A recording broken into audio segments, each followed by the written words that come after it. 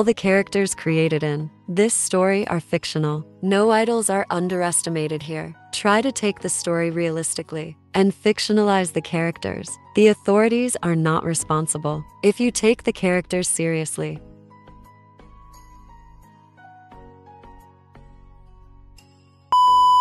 Jungkook দেখলো তে অডিওটা সিন করেছে। যাক, তাহলে নিশ্চয়ই শুনছে এখন। শুনে হয়তো কাঁদছে, কিন্তু শান্তি তো পাচ্ছে, এটাই অনেক। ওকে একটা টেক্সট করবে, তে নিশ্চয়ই রিপ্লাই দিবে না, তখন খারাপ লাগবে। এত ভেবেও টেক্সট একটা করেই ফেললো, তোমাকে খুব দেখতে ইচ্ছে করছে। প্রায় সাথে সাথেই মেসেজটা সিন করলো তে, কিন্তু রিপ্লাই দিল না। জাংকুক অনেকক্ষণ অপেক্ষা করলো শুধু একটা রিপ্লাই আসার জন্য, কিন্তু এলো না। সারা রাত ধরে কাঁদতে কাঁদতে গানটা শুনলো তে। শুনতে শুনতে ভাবছিল ওদের প্রথম পরিচয়ের কথা। আহা, কি মিষ্টিই না ছিল মুহূর্তগুলো। তের সাথে জাংকুকের পরিচয়টা খুব অন্যরকম ভাবে হয়। আজ থেকে প্রায় 5 বছর আগে ট্রাভেলার্স অফ বাংলাদেশের একটা ইভেন্টে অ্যাটেন্ড করেছিল ওরা দুজনেই। ইভেন্টটা ছিল বান্দরবনে নাফাখুম ট্যুর। তে এইচএসসি পরীক্ষা দিয়ে ফ্রি হয়ে বসেছিল, আর জাংকুক মাস্টার্স লাস্ট সেমিস্টারে উঠেছিল কেবল। ওটা ছিল তের সেকেন্ড ট্যুর উইদাউট ফ্যামিলি। প্রথমবার ফ্রেন্ডের সাথে সিলেট গিয়েছিল এইচএসসি সেকেন্ড ইয়ারে থাকতে। তে অবশ্যই খুব ভাগ্যবতী যে ওর ফ্যামিলি ওকে সব ধরনের স্বাধীনতা দিত, যা অনেক মেয়েরা আজও পায় না। বাংলা লিঙ্ক বাংলার পথে নামক একটা টিভি প্রোগ্রামে ট্রাভেলার টিঙ্কু চৌধুরী বান্দরবনের এক অপর সৌন্দর্যময় জলপ্রপাত নাফাখুমকে দেখিয়েছিলেন। তা দেখেই তের মাথা খারাপ হয়ে গিয়েছিল ওখানে যাওয়ার জন্য। তার কিছুদিন পরে ট্রাভেলার্স অফ বাংলাদেশের ফেসবুক পেজে নাফাখুম ট্যুরের একটা ইভেন্ট দেখতে পেল।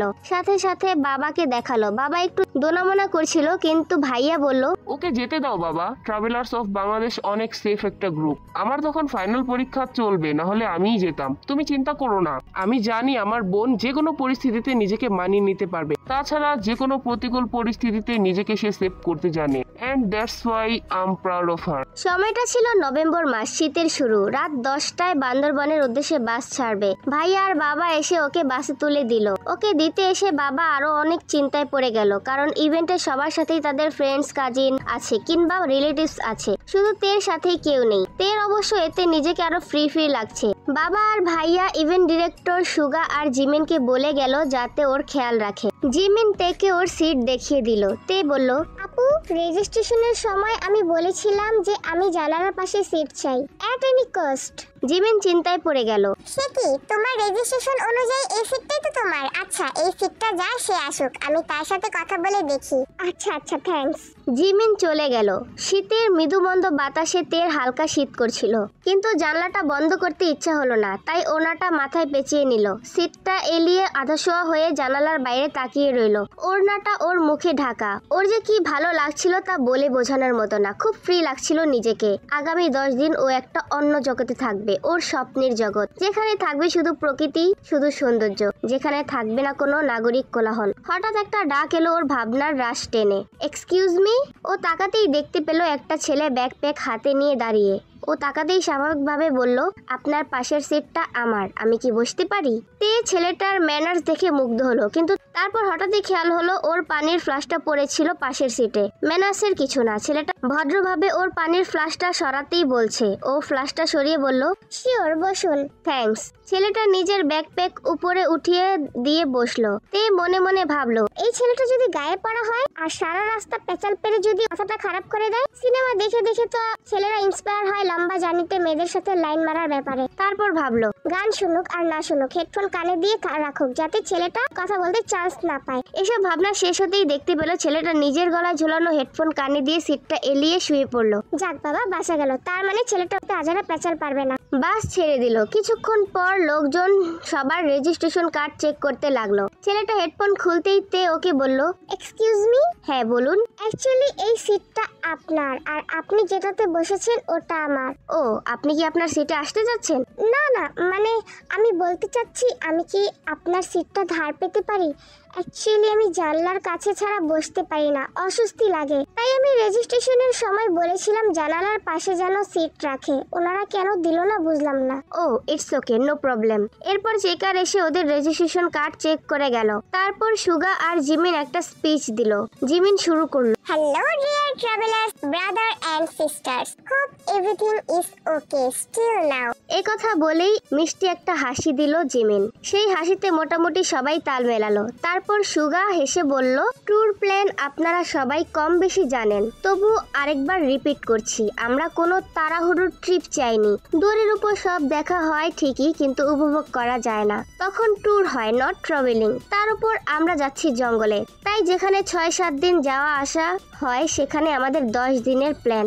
আজ রাত 1টার দিকে কুমিল্লা পৌঁছে যাব, ওখানে আমরা আমাদের ডিনার করে নেব, তারপর আরেকটা টি ব্যাগ পাবো 3টা-4টার দিকে। সকাল 6টা-7টার মধ্যে আমরা বান্দরবন শহরে পৌঁছে যাব, তারপর লাঞ্চ করে ওখান থেকে জিপে করে সোজা থানচি। পথে নীলগিরি চিম্বুক পড়বে, জাস্ট 10 মিনিটের জন্য একটা ঢু মারবো, তারপর আবার যাত্রা। থানচি পৌঁছাতে আমাদের দুপুর হয়ে যাবে, লাঞ্চ করব ওখানে, তারপর একটু রেস্ট নেব। যেহেতু থানচির পথ আর কোনো বাজারঘাট পাবো না, তাই থানচি থেকেই পুরো 10 দিনের বাজার করে নেব। বিকালটা আমরা বাজার করে আর পাশের একটা ছোট্ট জলপ্রপাত ঘুরে কাটাবো। সন্ধ্যায় বারবিকিউ হবে, রাতে তাড়াতাড়ি ঘুমিয়ে যাব যাতে সকাল সকাল উঠতে পারি। আর থানচিতে আমরা তাঁবুতে থাকবো। পরদিন সকালে আমরা আবার রওনা দেব, কিন্তু নৌকায় করে বাই রোড থানচি পর্যন্তই। রওনা দেওয়ার আগে সবাই বাড়িতে কথা বলে নেবেন, কারণ থানচির পর থেকে মোবাইল নেটওয়ার্ক নেই। প্রায় 2 দিন নৌকা ভ্রমণের পর আমরা যেখানে পৌঁছে যাব সেই জায়গার নাম রেমিক্রি। রেমিক্রি থেকে 3 ঘন্টা হাঁটার পর আমরা পৌঁছাবো আমাদের স্বপ্নের নাফাখুম জলপ্রপাতে। তারপর আমরা ওই রাতটা পাশের পাহাড়ি গ্রামেই কাটাবো, তারপর কাছের আরো 2টো জলপ্রপাত দেখবো পরের দিন। তারপর যেভাবে গিয়েছি ওইভাবেই ব্যাক করব।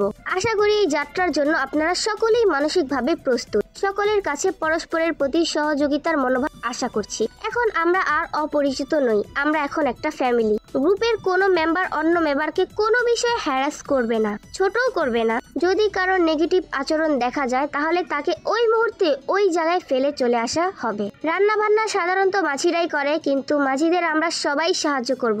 মনে রাখবেন 10-এর লাঠি 1-এর বোঝা। রেমিকির পর থেকে রাস্তায় আপনাকে প্রচুর জোকে ধরবে, তাই নিজের প্রতি ও সকলের প্রতি এক্সট্রা খেয়াল রাখবেন। যখনই দেখবেন আপনাকে জোকে ধরেছে, আশেপাশে যারা থাকবে তাদের কাছে সাহায্য চাইবেন। আর যদি আপনি দেখেন আপনার পাশের মানুষটিকে জোকে ধরেছে, তাহলে তাকে নিজ দায়িত্বে সাহায্য করবেন। আর সব শেষে খুবই গুরুত্বপূর্ণ একটা কথা বলছি, পাহাড়িদের ড্রেস আপ বাঙালিদের মতো হয় না। দয়া করে তখন নিজের চোখকে ও মুখকে সংযত রাখবেন, তাদের জীবন যাত্রার প্রতি সম্মান রাখবেন। মনে রাখবেন ওখানে আমরা বিপদে পড়লে সাহায্যের জন্য পাহাড়িদের কাছেই যেতে হবে। কারণ আবার মনে করিয়ে দেই, থানচির পর মোবাইল নেটওয়ার্ক নেই। এতক্ষণ ধরে আমার বকবক শোনার জন্য ধন্যবাদ। Happy travelling. তারপর আবার সেই সেম ঘটনা, ছেলেটা হেডফোন কানে গুজে দিল আর তে জানালার বাইরে তাকিয়ে রইল। হঠাৎ একটা ডাক কানে এলো, এক্সকিউজ মি, এক্সকিউজ মি, এই যে শুনছেন? তে চোখ মেলে দেখলো পাশের ছেলেটা ওকে ডাকছে। হায় রে, কখনো ঘুমিয়ে পড়লো টেরই পায়নি। তে তাকাতেই ছেলেটা বলল, সবাই ডিনার করতে নেমেছে, আমিও যাচ্ছি। আপনি বাসে একা ঘুমাবেন তাই ডাকলাম, কিছু মনে করবেন না। তে দেখলো পুরো বাস খালি, কেউ নেই। থ্যাঙ্কস, কখন যে ঘুমিয়ে পড়েছিলাম টের পাইনি। হ্যাঁ, ভালোই ঘুম আপনার। একটু আগে তো সুগা সবাইকেই মিনি মাইকে বলল 20 থেকে 30 মিনিটের ব্রেক টাইম, এর মধ্যে ডিনার সেরে নিতে হবে। তে লজ্জা পেয়ে গেল। আসলেই যখন তখন যে কোনো জায়গায় ঘুমিয়ে পড়ার প্রতিভাটা ওর ভালোই আছে। বাস থেকে নামতে নামতে ছেলেটা বলল, বাই দা ওয়ে, আমি মুগ্ধ জাংকুক। আপনি? কি ব্যাপারে?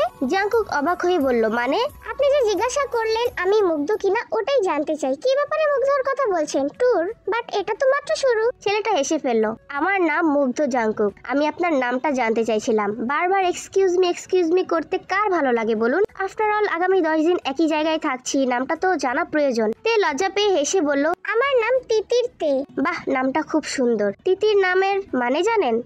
একটা পাখির নাম। জাংকুক রেস্টুরেন্টে ঢুকতে ঢুকতে বলল, তিতির পাখি দেখেছেন কখনো? না। তিতির খুব সুন্দর দেখতে। ঢাকায় আছে নাকি? না, আমি ঝাড়খণ্ডে দেখেছিলাম, রাঁচির এক জঙ্গলে। বাপ রে, আপনি খুব ঘোরাফেরা করেন নাকি? তা বলতে পারেন, তবে আমি জঙ্গল প্রেমিক, পাহাড় জঙ্গলে ঘুরতে বেশি পছন্দ করি। ও আচ্ছা, নাফাখুম গিয়েছেন আগে? হ্যাঁ, 2 বছর আগে গিয়েছিলাম, এটা সেকেন্ড টাইম। আমার এই প্রথম। ও, আপনার সাথে কেউ আসেনি? না, আমি একাই এসেছি।